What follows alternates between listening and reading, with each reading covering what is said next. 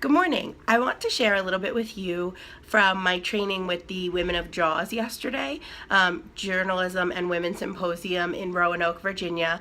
I did a training on, I did a Google training for the Google News Lab, but first I did a live video and streaming training. And what I realized in talking to these brilliant women is that sometimes when we do live video, people who live in it every day or who have been on television sets or worked in that world have a little bit of a different understanding than the general public. So I wanted to focus on 5 things that you need to know before you do your first live video. One of the 5 things is the reason why, and I can't find it, is the reason why I'm not live right now.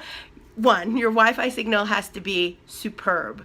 If you don't have great Wi-Fi, make sure that you bring a jetpack or a MiFi or a separate Wi-Fi network, like signal device, a separate phone, to make sure that your Wi-Fi stays connected through the whole time.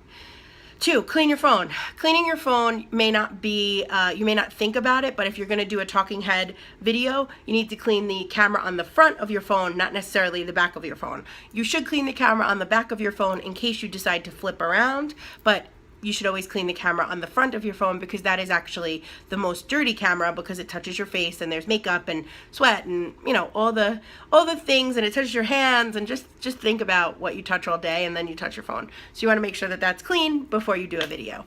The third thing is that you want to have great lighting. Now, this can usually be accomplished by using natural light, which is what I'm using today. All I did was the window is in front of me behind my camera setup, so you use the window that way. Sometimes I use the window the other way. It really just depends. I look a little shiny. I probably could have shut that light behind me, but this is just a quick pickup, and I just wanted to get it out there. And I think it's good for you to see that you can manipulate it based on your location. It's really easy if you can set up a dedicated space, but when you're on the road, you can't always do that, or if you're outside. Having a little light on top is sometimes helpful, but that's not always ideal in terms of where you're shooting. Second, have a steady tripod. Having a tripod makes your life a lot easier. It's not only easier for stand-ups like this, but it's also easier for shooting because you can hold it, keep your arms close to your sides, and keep your hands in like the middle of your body. For women, I would say like right under your bra line, if that makes sense. And men, you know, I had an I used to work with a camera guy who would say, I put it on my beer belly. So if that works for you, great. But if not, try to think of it as the space between underneath your bra line, breastbone, and your belly button. And that's really where you want to hold it. If you're short like me and you have to hold it higher, just keep your arms in really tight and make sure that you have a good grip on your phone. That's why when I'm at an event or something where I have to shoot standing up, I prefer to have the iPhone because it's a better grip. Fourth, so we did great Wi-Fi. We did good lighting. We did, clean your phone rather. Good lighting, tripod.